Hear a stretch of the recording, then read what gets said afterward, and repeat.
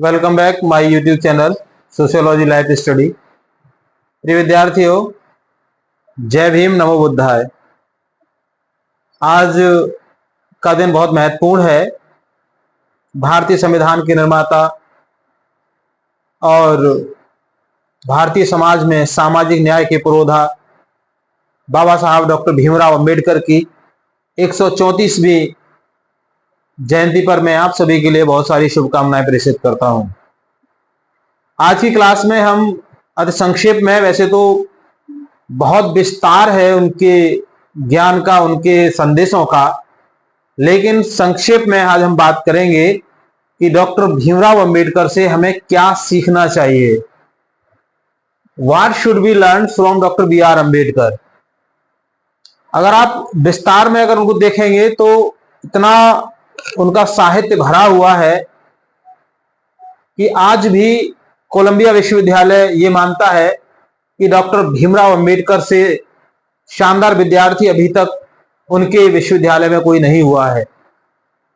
इसी तरीके से लंदन स्कूल ऑफ इकोनॉमिक्स, वहां की लाइब्रेरी में भी बाबा साहब की प्रतिमा लगी हुई है और वो भी ये मानते हैं कि डॉक्टर बी आर अंबेडकर से विद्वान अभी तक उनका कोई भी छात्र नहीं हुआ है। तो ऐसे महान व्यक्तित्व का जन्मदिन आज है, तो हमें उनसे क्या सीख लेनी चाहिए। मैं क्या सीखता हूं और मैं अपेक्षा करता हूं अपने सभी विद्यार्थियों से भी कि उनको उनसे क्या सीख लेनी चाहिए। तो जैसा उन्होंने जिक्र किया है अपनी ऑटोबायोग्राफी में, उसमें उन्होंने बताया कि मैं खास करके 4 लोगों से ज्यादा प्रेरित हुआ। एक बुद्ध, दूसरे कबीर, तीसरे ज्योतिबा फूले और चौथे उनकी मां जो भीमाबाई थी।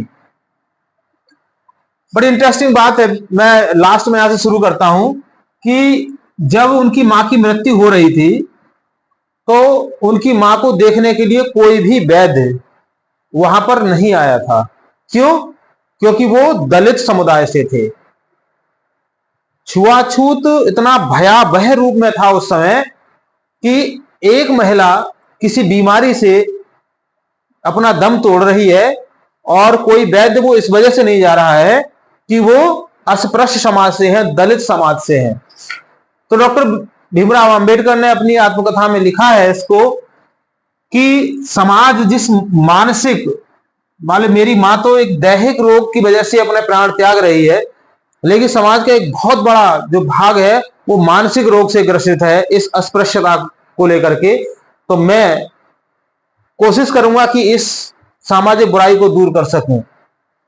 तो वो मानते हैं कि उनकी सबसे बड़ी जो प्रेरणा स्रोत थी वो उनकी मां थी। बुद्ध से जो उन्होंने प्रेरणा ली तो एक शब्द है बोधिसत्व। मैं बोधिसत्व के बारे में मैं आपको बताऊं बोधिसत्व क्या है। उससे पहले मैं आपको यह बता दूं कि डॉक्टर बाबा साहब को जो अंबेडकर की उपाधि दी थी, अंबेडकर जो सरनेम दिया था, वो सरनेम उनके एक ब्राह्मण शिक्षक ने दिया था। तो यहां पर थोड़ा सा हम जरूर उस चीज को सोचेंगे कि शिक्षक की कोई भी जाति बिरादरी नहीं होती है। शिक्षक हमेशा शिक्षक होता है और वो जाति और धर्म से ऊपर उठकर सोचता है। और उसने देखा कि डॉक्टर भीम सकपाल नाम था इनका, जो असली नाम है, उनको लगा कि ये विद्यार्थी मेधावी है, तो उन्होंने अपना सरनेम डॉक्टर भीमराव अंबेडकर को दे दिया। उनका नाम था कृष्णाजी केशव अंबेडकर और उन्होंने अपना सरनेम डॉक्टर भीमराव अंबेडकर के लिए दे दिया। तो बुद्ध से उन्होंने बोधिसत्व, बोधिसत्व क्या है? बोधिसत्व का मतलब होता है कि जब कोई भी व्यक्ति मोक्ष के लिए एलिजिबल है, मतलब उसको मोक्ष प्राप्त हो चुका है, उसने सारी कंडीशन को फुलफिल कर लिया है जो मोक्ष प्राप्त करने की है, फिर भी वो अपने उस मोक्ष प्राप्ति को मतलब कैंसिल करके वो सोच लेता है कि मैं मोक्ष प्राप्त करके क्या करूंगा, जब एक बहुत बड़ा समाज जो इस दलदल में फंसा हुआ है अगर मैं उसको बाहर ना निकाल सकूं तो वो अपने उस मोक्ष को स्थगित करके उन लोगों के मोक्ष दिलाने में जुट जाते हैं जो समाज का एक बहुत बड़ा भाग, बहुत बड़े समुदाय उससे ग्रसित है। तो अगर सही मायने में आप देखें तो असली बोधिसत्व डॉक्टर बी आर अंबेडकर को ही प्राप्त हुआ था। क्यों? क्योंकि पूरी पढ़ाई लिखाई करने के बाद वो चाहते तो है ना अमेरिका में भी एक बेहतरीन नौकरी प्राप्त कर सकते थे, बहुत अच्छी नौकरी उनको अमेरिका मिल जाती, लेकिन उन्होंने सोचा कि मैं इतनी बड़ी नौकरी लेके क्या करूंगा जब मेरे समाज के लोग खुद ही बदतर जिंदगी इस देश में जी रहे हैं। तो मेरा पहला कार्य है कि इन लोगों को उस बदतर जिंदगी से निकाल करके समाज की मूल धारा में लाना। तो सबसे ज्यादा उन्होंने सीखा बुद्ध से। ठीक है, तो हमें शिक्षा लेनी चाहिए बाबा साहब से कि जो बुद्ध धर्म है, बौद्ध धर्म है, वो क्या शिक्षा देता है। दूसरा उन्होंने लिखा कि मैंने कबीर से सीखा है। कबीर से क्या सीखा? कबीर ने एक बहुत बड़ी बात कही है। कबीर ने कहा है कि जाति न पूछो साधु की, पूछ लीजिए ज्ञान, मोल करो तलवार का, पड़ी रहने दो म्यान।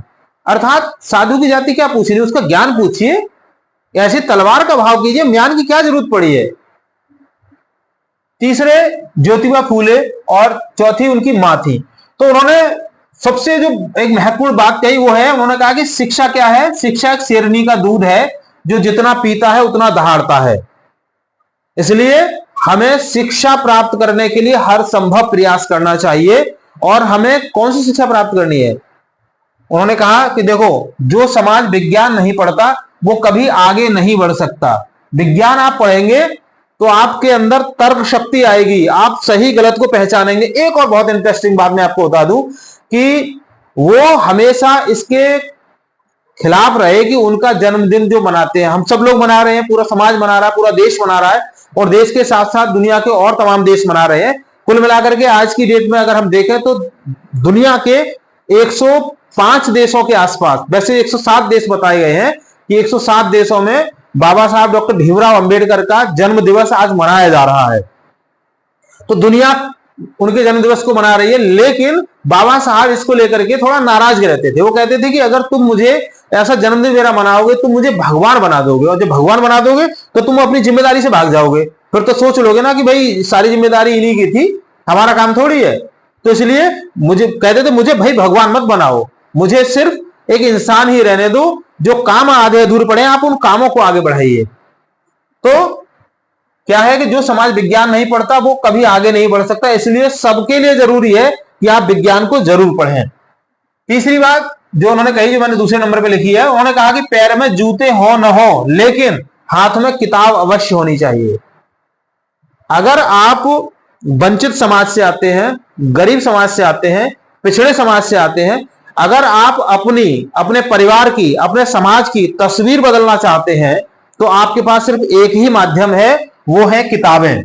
अगर आपके पास किताबें हैं आप उनका अध्ययन करिए, और अध्ययन करके फिर आप आगे बढ़िए, उन चीजों का ज्ञान अपने अंदर लाइए, और तब सही मायने में जो बाबा साहब के सपने हैं वो पूरे होंगे। ठीक है, मुझे लगता है कि आज की क्लास के लिए बस इतना पर्याप्त है। मैं ये तो नहीं कहूंगा कि कोई क्वेरी हो तो आप मुझे कमेंट बॉक्स में लिख के बता सकते हैं। फिर भी अगर कहीं कोई आपकी क्वेरी है तो आप बता दीजिए, क्योंकि बाबा साहब के बारे में जितना ज्यादा बताया जाए उतना ही कम है। एक तरीके से सूर्य को दीपक दिखाने के समान है। So thank you for joining to me. मिलते हैं अगली क्लास में। जय हिंद।